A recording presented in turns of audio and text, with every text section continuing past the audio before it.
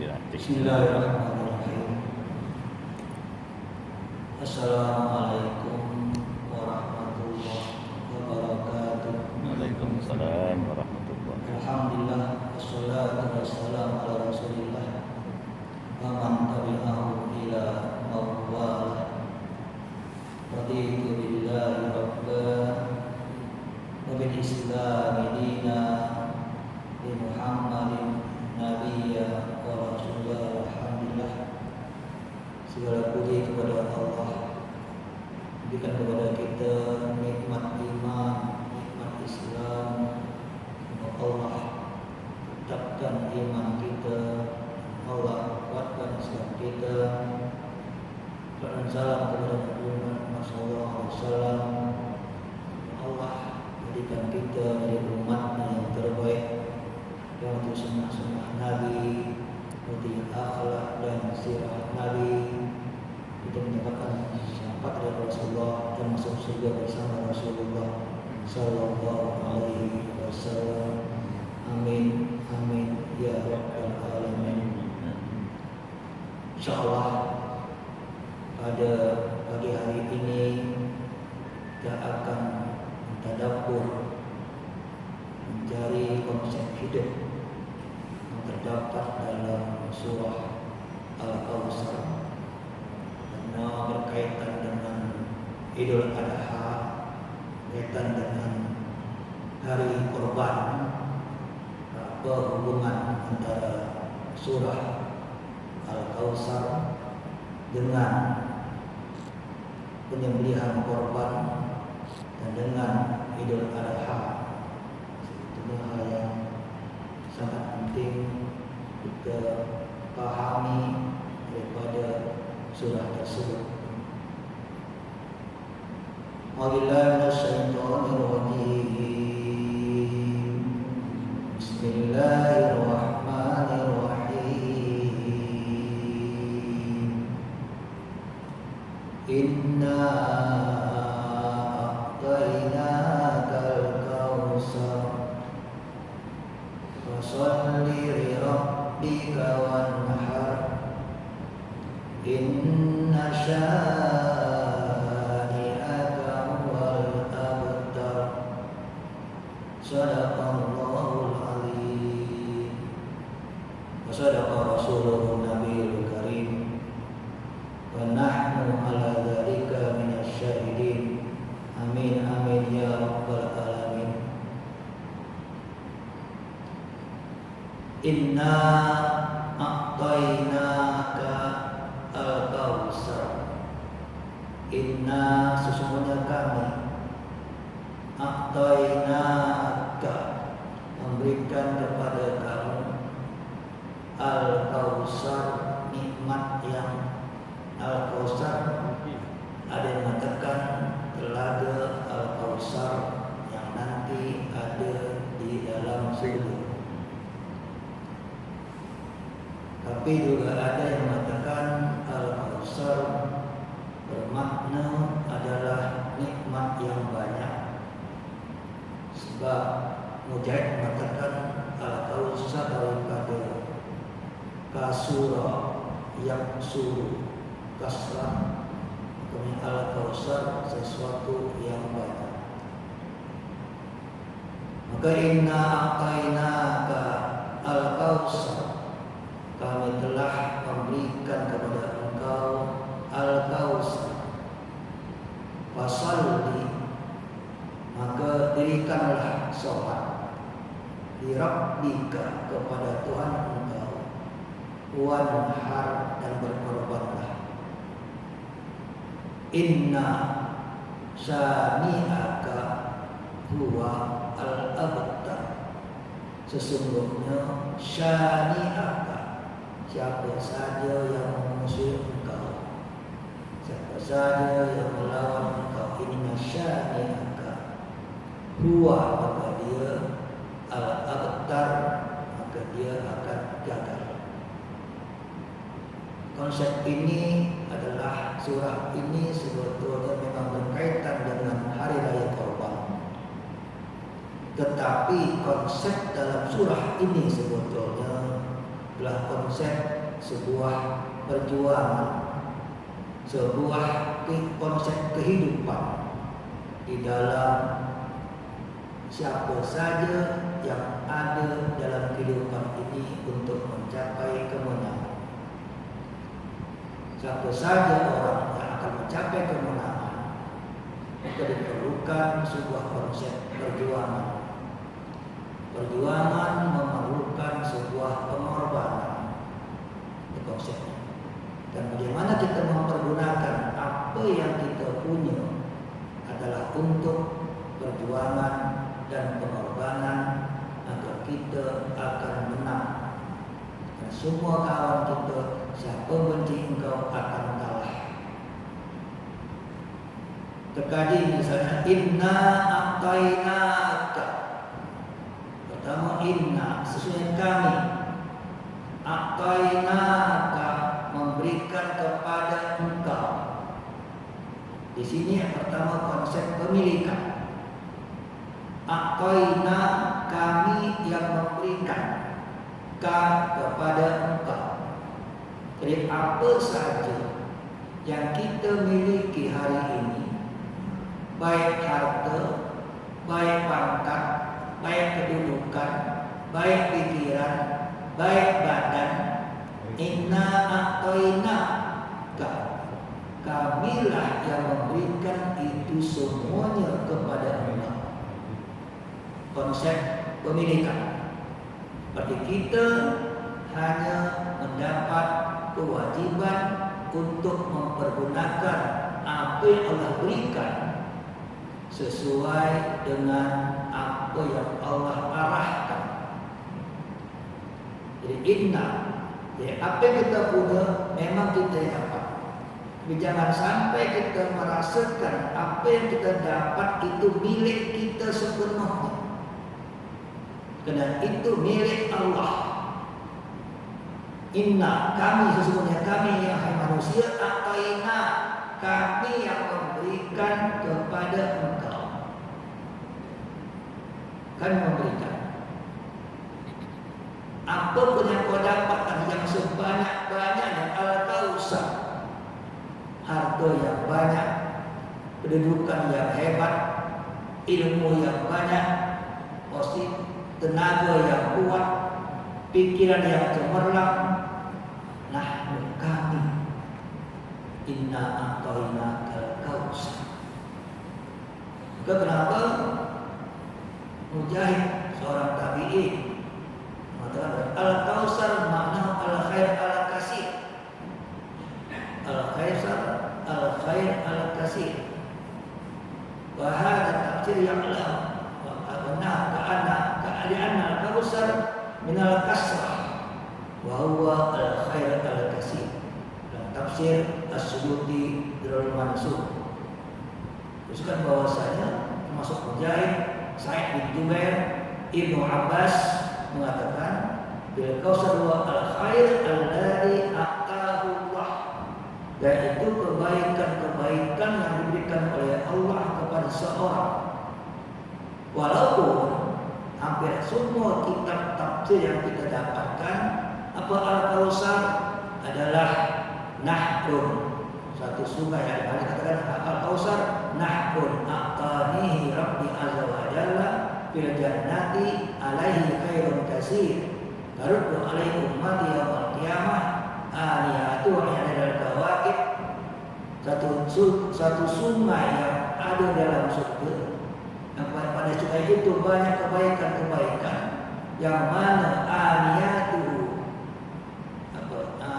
bekasnya, ayat tadi ada dan kawakib, sebanyak bintang-bintang di langit. Al-Kausar yang Allah Ta'ala daripada tepinya daripada emas, tepi sungainya, landasannya daripada tanah daripada kasturi, itu sungai. Tetapi itu di surga. Sekarang apa hubungan antara Al-Kausar di surga dengan nikmat yang banyak di dunia? Karena betul ini konsep surga betul. Sedangkan Quran berdoa hidup di dunia. Maka apa hubungan antara makna Al-Kausar di surga dengan Al-Kausar dalam kehidupan kita hari ini? Maka Ibnu Abbas mengatakan, Sa'id Al-Jubair mengatakan, Mujahid dan Qatadah mengatakan bahwasanya Al-Kautsar bil makna al-khair al-katsir, kebaikan-kebaikan yang sangat banyak yang diberikan Allah kepada umat manusia. Apa saja? Karena inna a'tainaka, aku berikan kepada kalian engkau apa saja. Karena maka apa yang kita miliki adalah malun. Mal adalah malun, mal sesuatu, lalun yang kamu miliki, malaka, kekuasaan, kekuatan, kekayaan, keilmuan, tenaga, itu semua mal. Karena Allah berikan kepada kita. Malaka. Kata Mujahid, wa al khair al kasir fid dunya wal akhirah. Kebaikan, nikmat-nikmat yang sangat banyak yang Allah berikan kepada engkau di dunia dan di akhirat. Berarti apa itu Al-Kautsar? Segala kenikmatan yang dimiliki oleh seseorang itu Al-Kautsar ada nikmat yang banyak. Dan bagaimana kita mempergunakannya dengan cara yang terbaik, maka Bapak mendapatkan nikmat surga Al-Kautsar di akhirat nanti. Kita hubungkan segala nikmat yang kita ada di dunia ini, itulah pemberian Allah Subhanahu wa ta'ala. Dan kalau nikmat tadi dipergunakan dengan sebaik-baiknya sesuai dengan konsep daripada Allah, maka dia akan menjadi nikmat beberapa surga. Nanti dalam surga ada sungai Al-Kautsar akan kita jumpa dalam surga nanti insyaallah. Inna a'tainaka al-kautsar. Jadi ayat ini adalah ayat pengurusan harta kekayaan, ayat pengurusan semua yang kita miliki, supaya apa yang kita miliki tadi yang hari ini bersifat sementara, dia akan menjadi suatu aset untuk kemenangan di dunia dan kemenangan di akhirat. Maka apa yang sudah kita lakukan? Fasolli, maka dirikanlah sholat. Maka pertama kita harus melakukan ibadah. Kenikmat tadi datang daripada Allah Subhanahu wa ta'ala. Maka sebagai tanda bersyukur kepada Allah atas pemberian nikmat tadi, pertama adalah lakukan semua ketaatan kepada Allah yang pasti wajib dilambangkan dengan dirikanlah sholat.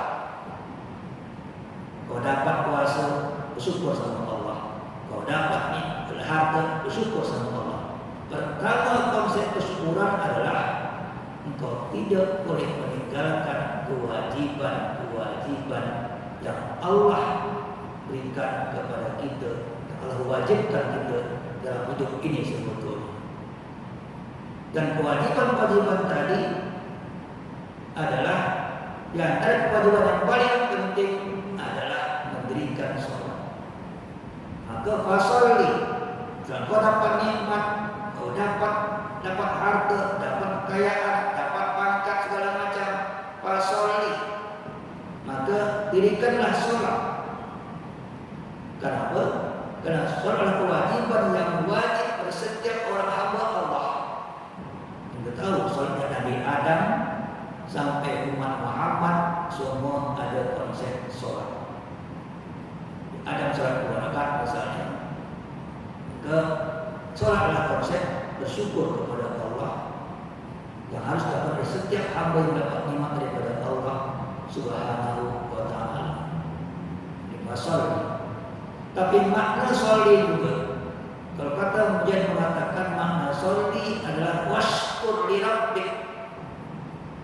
Jadi sahabat Mujahid mengatakan makna sholat juga dalam kalimat ayat tersebut fasolli bukan hanya setakat makna didirikan sholat, tapi maknanya adalah washkur li rabbika, bersyukurlah kepada Tuhan engkau. Ibnu Qayyim al-Jauzi mengatakan apa makna syukur?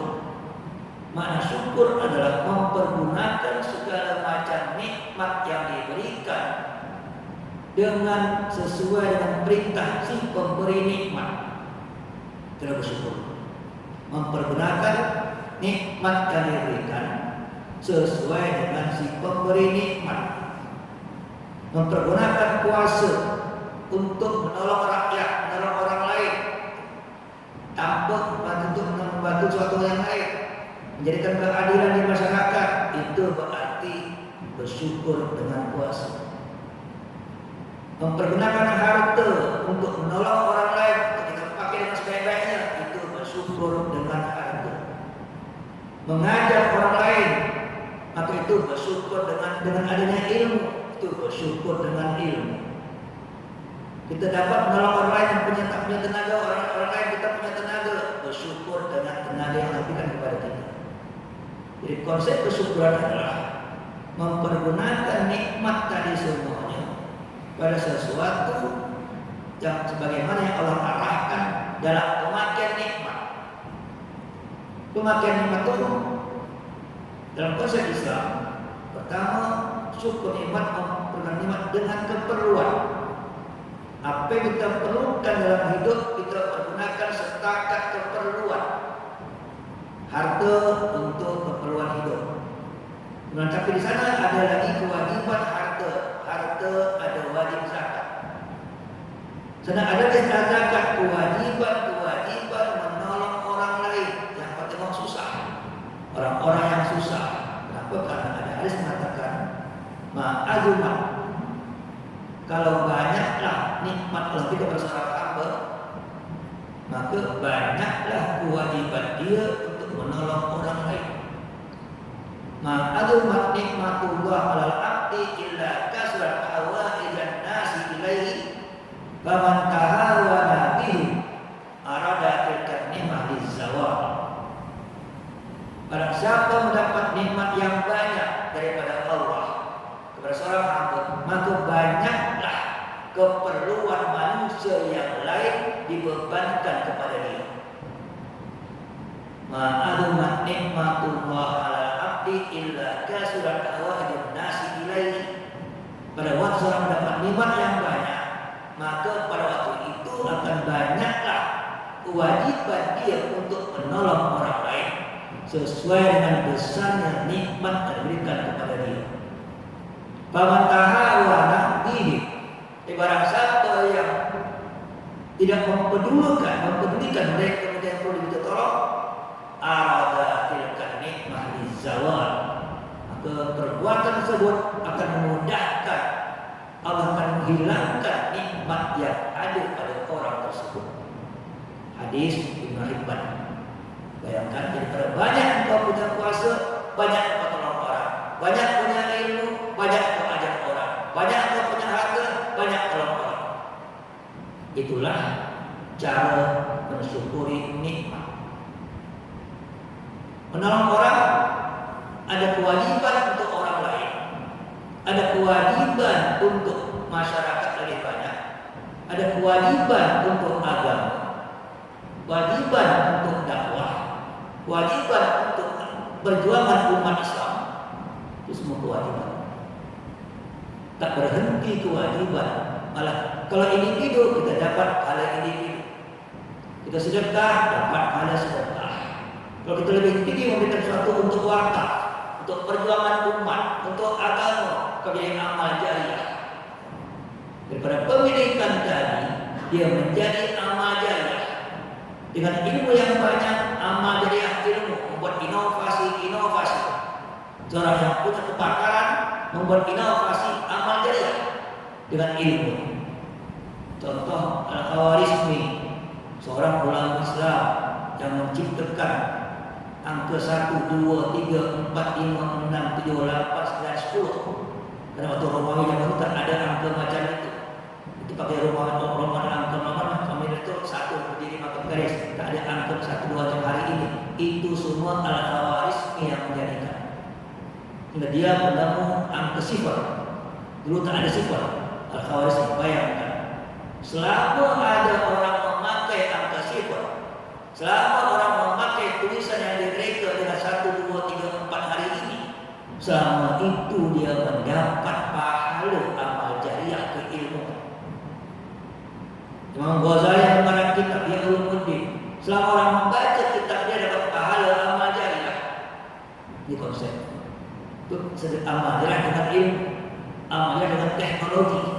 Kenapa pada zaman pada orang-orang hebat Islam yang maju pada waktu kekayaan ada pada orang Islam, kekayaan harta pada orang Islam dipakailah untuk membantu orang miskin pertama, kedua untuk membuat inovasi teknologi. Andalusia benar hebatnya sebetulnya. Cuma kita baru dengar adanya Hagia Sophia. Hagia Sophia bangunan asal tak secantik bangunan sekarang.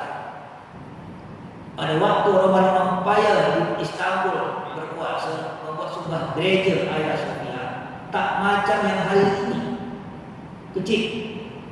Datanglah pada waktu Al-Fatih menaklukkan Konstantinopel, dibelilah itu masjid, dibeli itu gereja, dibeli oleh Al-Fatih. Dan hanya kedua, dibeli dengan duitnya sendiri, bukan duit negara. Dibeli Al-Fatih dengan duitnya sendiri, bangunan gereja pada zaman Roman Empire, kemudian diwakafkannya itu masjid yang dia beli tadi, diwakafkan untuk umat Islam. Kalau dibinalah itu gereja yang sangat secantik sekarang, dengan ada menara, 4 menara macam itu, dilengkapi segala macam komplek fasiliti, ada madrasah segala macam komplek Hagia Sophia oleh Sina, itu arsitek terhebat dalam waktu zaman Turki. Sina itu arsitek buat menara, buat semua itu Sina. Sehingga hari ini menjadi sebuah bangunan paling hebat di dunia, itu wakaf umat Islam. Jadi kalau sekarang orang mengatakan kenapa di rumah gereja, bukan kenapa, memang asal gereja sudah dibeli, masalahnya sudah dibeli terpulang kepada si pembeli dan pelaku. Tapi dia tidak merusakkan bangunan tadi. Gereja dibeli jadi masjid, sampai sekarang masih ada cross di dinding, tak dirubah sama sekali. Karena itu semua peninggalan sejarah heritage. Hanya pada waktu sholat ditutup dengan kain itu cross, dia sholat. Ini Islam. Islam bukan agama menghancurkan semuanya. Islam agama yang rahmat, memberikan kebaikan untuk semuanya. Ayat Sophia. Sekarang pada waktu hari ini 2 malam itu jadi salat Jumat pertama di Turki setelah 86 tahun. Diwakili oleh Mustafa Kemal Atatürk yang memberikan dia museum. Asalnya gereja dibeli jadi masjid. Nah, masjid pada waktu itu selama 400 tahun, 455 tahun Ottoman Empire, jadi masjid waktu itu datang Mustafa Kemal Atatürk menjadikan Hagia Sophia jadi museum. Karena dia tak suka dengan Islam, dia marah dengan Islam, azan ganti bahasa Turki, masjid pun ganti museum. Alhamdulillah hari ini kedudukan asal Hagia Sophia yang diwakafkan untuk umat Islam kembali kepada wakaf, kembali pada fungsi yang sebenarnya. Sehingga amal jariah Al-Fatih, amal jariah Al-Fatih masih ada sampai hari ini karena dipakai dengan kebaikan. Walaupun pada dia jadi museum, apakah dia menjadi kebaikan sebagai museum? Dan sekarang kebaikan menjadi masjid. Kenapa? Mensyukuri nikmat kekuasaan yang dia dapatkan waktu dia membuka kota Konstantinopel sebetulnya. Sehingga menjadi suatu menjadi heritage sejarah dalam kehidupan yang sebetulnya. Maka telah bagaimana kita? Maka fasalli, bersyukurlah dengan nikmat yang aku berikan kepada engkau. Bagaimana cara bersyukur?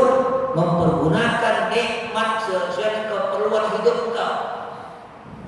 Pakai alat atau kemiskinkan, kayu, silakan kayu.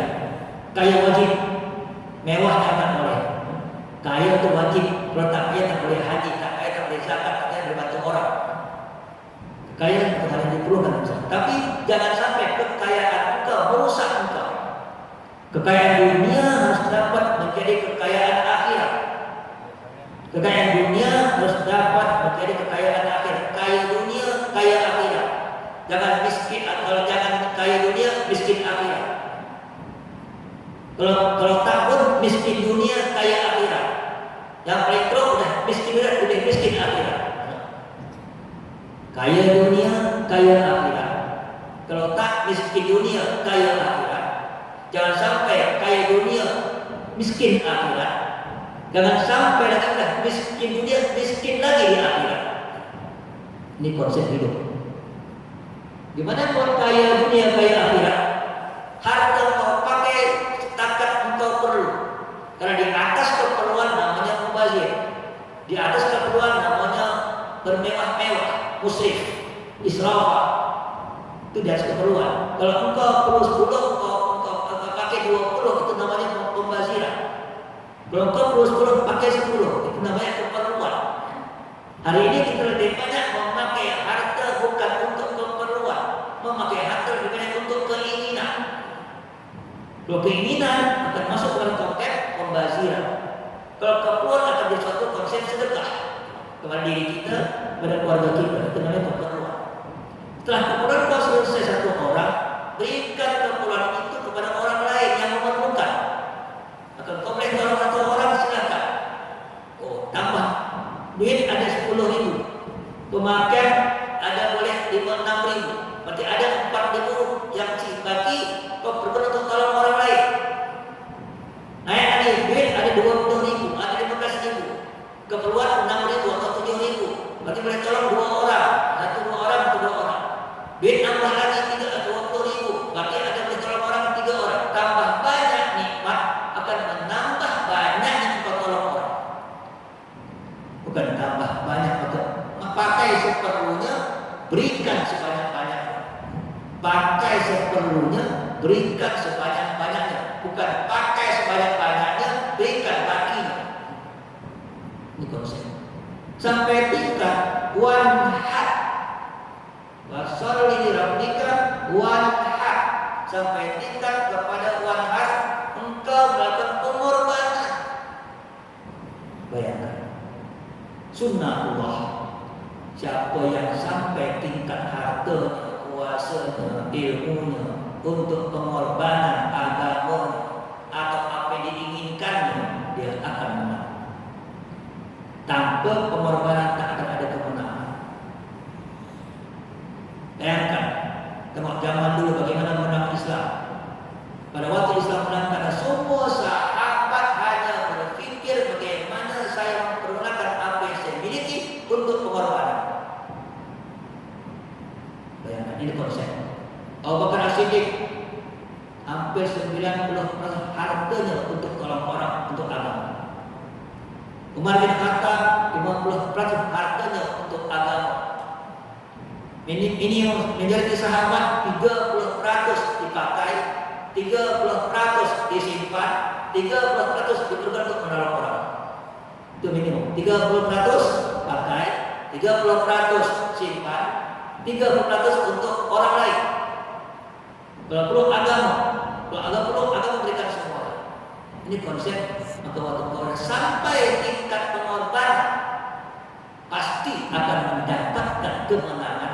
Dan semua orang yang memusuhi engkau, yang mereka pasti kalah. Inna syani'aka huwal abtar. Semua musuh-musuh engkau pasti mendapatkan kekalahan. Ini adalah sunnatullah. Siapa saja, agama apa saja, kelompok apa saja, masyarakat mana saja yang mempergunakan apa yang dimiliki, potensi dirinya, potensi kuasa, potensi harta, potensi ilmu, sudah sampai tingkat pengorbanan, pasti mendapatkan kemenangan. Itu sunnatullah. Siapa saja yang kaya, yang kuasa, pakai kuasa untuk Islam.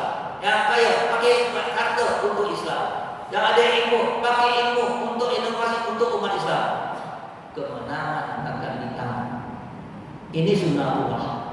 Itu yang terjadi dengan Ottoman Empire, itu yang terjadi dengan Spain waktu Andalusia, terjadi dengan Baghdad waktu itu, dengan Rasulullah pada zaman sahabat Nabi. Ini semua konsep.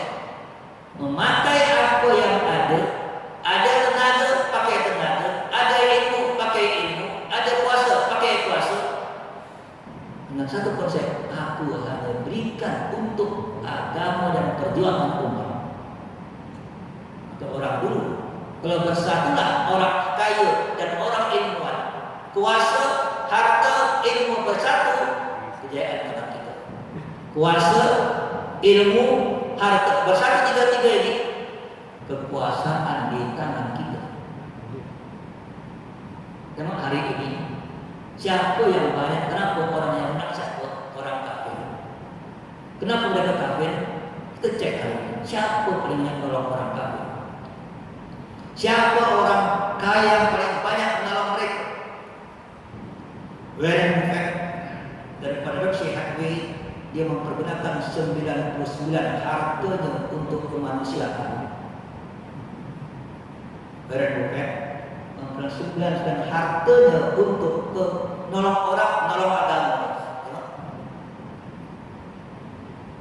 Infak kemarin IKEA itu sudah janji. Pemilik IKEA sudah janji 80% kekayaan dia dapat dari IKEA untuk agamanya dan untuk kemanusiaan. 80%. Yang dia pakai cukup 20%. Itu udah orang-orang filantropis hebat dunia. Bill Gates 60% kekayaan untuk kemanusiaan, untuk yang paling tak untuk tolong orang dia pertama pasti. Yang punya Facebook pun 50% untuk apa? Untuk agamanya, untuk orang dia, untuk Yahudinya, untuk agama orang dia. Tengok, Warren Buffett 99%, Carlos Slim Hello yang punya Telekom 90%. Infak komponen IKEA 80%, kemudian orang Intel 77%, Bill Gates 60%, John Soros 50%, memakai kekayaannya untuk perjuangannya. Lepas apa perjuangannya? John Soros perjuangan membuat masyarakat liberal, open society, itu perjuangan Soros. Dia pakai 50% kekayaannya untuk menjadikan dunia menjadi masyarakat liberal, itu Soros.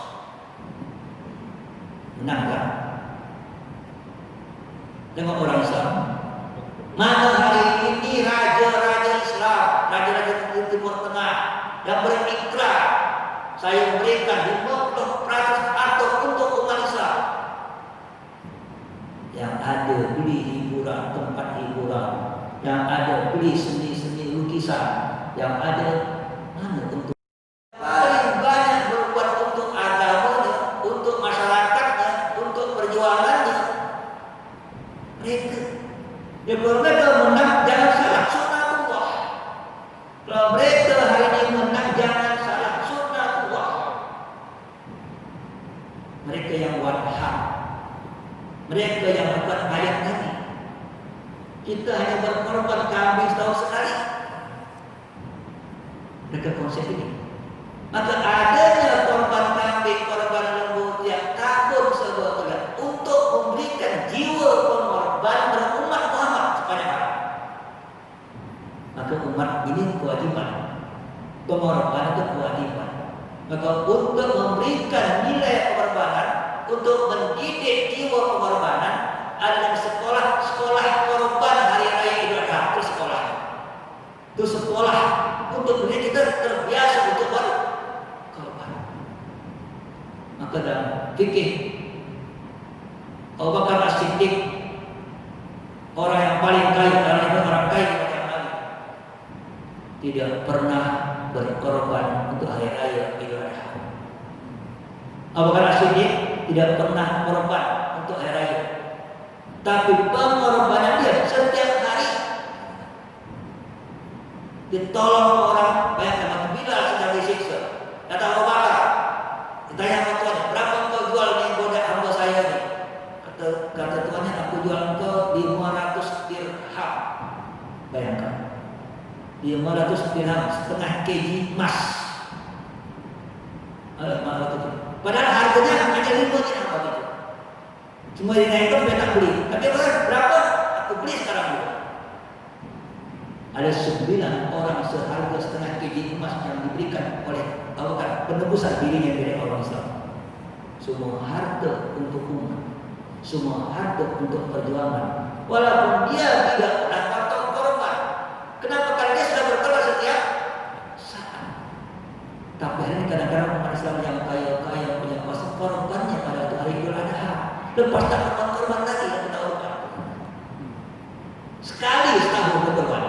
dengan harga 300 ringgit. Dah, tapi itu tak peduli dengan orang kaya. Tak pernah peduli dengan masjid, dengan madrasah, dengan pondok, dengan agama. Tak peduli sama sekali. Cukup korban aja cukup dah. Bila aku akan menang? Bila akan menang? Yang mengumpulkan ini bukan hanya orang miskin, agama bukan kau semua.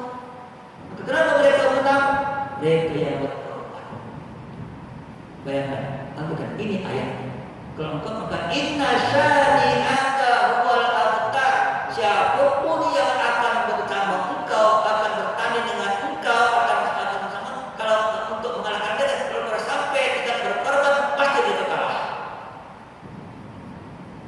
Mereka ada orang kerja 8 jam, kita kerja 10 jam, pasti 8 jam kalah, dan 2 jam pengorbanan. Kita jadi ada tingkat pengorbanan. Tanpa pengorbanan, mustahil ada kekalahan.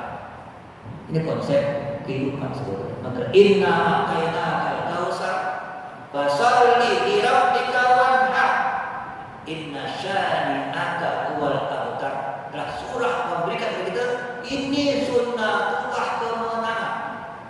Kalau engkau ingin menang, ada konsep kalau lakukan perjuangan, memerlukan pengorbanan.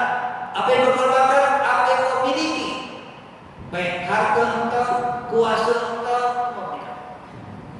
Tapi kita pemesan kadang-kadang waktu kita berkuasa tak tolong agama sama sekali, atau tak berkuasa baru sibuk apa yang tolong. Kau tak kuasa lagi tak guna. Betul kalau kau tolong banyak berapa, atau kau waktu berkuasa kau tolong bagi satu sayang untuk Islam selesai semua.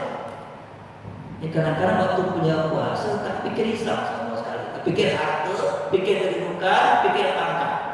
Islam tak dipikir sama sekali. Lalu tak berkuasa baru sibuk pikir Islam. Kekuatannya tak sama. Atau kau tolong waktu berkuasa, dengan tolong tak berkuasa tak sama. Atau kau punya kuasa tolong agama, kau punya harta tolong agama, kau punya ilmu tolong agama. Kalau tiga itu ada, kita akan memberikan kejayaan Islam pada masa akan datang insyaAllah. Karena berapa banyak sekarang apa yang kita berikan untuk agama kita hari ini. Karena khairun nas anfa'uhum linnas. Sebaik-baik manusia adalah orang yang paling banyak berbakti ke manusia yang lain sebetulnya. Hidup kita bukan untuk diri kita, tapi juga untuk orang lain juga. Karena tingkat surga kita dengan tingkat untuk orang lain. Dalam hadis Al-Imam Al-Adil ma'i fil jannah.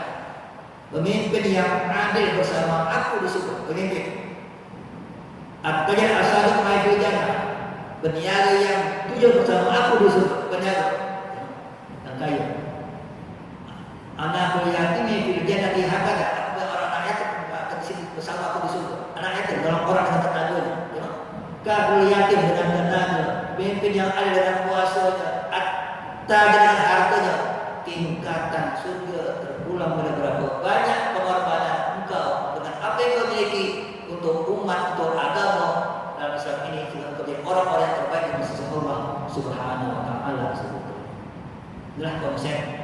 Sebagai bahwa saya sangat penting kita pada konsep ini karena memang ini kenapa ada hari korban, karena ini yaumul tadhiyah, engkau supaya tetap akan ada jiwa pengorbanan sepanjang tahun. Jiwa pengorbanan harus dibentuk engkau. Apa? Sampai tadhiyah. Maka ulama Hanafi mengatakan korban itu bukan sampai sunat.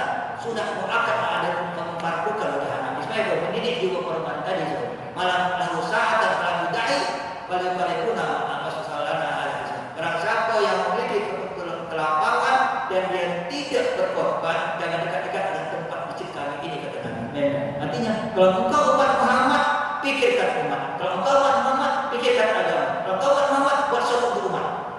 Kalau tak, engkau orang individualis, engkau orang egois, dan orang umat Muhammad SAW sebetulnya. Karena umat Muhammad berbuat sesuatu untuk agama Muhammad sebetulnya, sesuatu untuk saya. Maka dari orang terbaik, maka inna a'tainaka kautsar fasalli li rabbika wanhar inna syani'aka huwal abtar. Nah, ayat sangat singkat bagi saya, hanya 3 ayat, tapi kalau orang mengaplikasikan ayat ini, kemenangan di tangannya sebetulnya.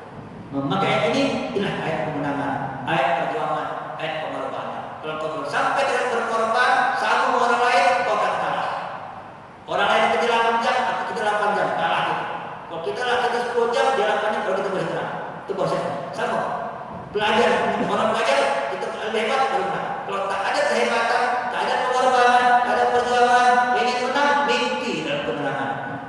Kemenangan jadi kenyataan hanya kalau engkau sudah sampai tingkat pengorbanan dengan diri engkau, dengan tenaga engkau, dengan ilmu engkau, dengan harta engkau, dengan kuasa engkau sebetulnya. Karena sudahkah kita berkorban? Sudah teman-teman. Sudah kita punya jiwa pengorbanan. Kalau sudah berkorban, maka dijadikanlah pengorbanan sebagai korban hari raya Adha, simbol dan memiliki jiwa pengorbanan dalam agama, dalam masyarakat, dalam engkau berada. Karena di ayat alin tata anta mas'ulun bi islamiha, di bumi mana Anda berpijak, Anda bertanggung jawab terhadap Islam di tempat tersebut. Di ayat alin tata anta mas'ulun bi islamiha, kata saya kutub. Di bumi mana Anda berpijak, Anda bertanggung jawab terhadap perkembangan Islam di tempat tersebut. Bagaimana masjid, bagaimana pondok, bagaimana anak yatim, bagaimana orang susah, kita bertanggung jawab. Karena kita akan Allah tanya, apa yang kau buat dengan harta engkau berikan kepada, apa yang buat dengan kuasa aku berikan kepada engkau, apa yang buat dengan ilmu kau berikan kepada engkau. Allah tanya, apa yang kau buat untuk umat Islam, untuk agama, untuk bangsa dan negara.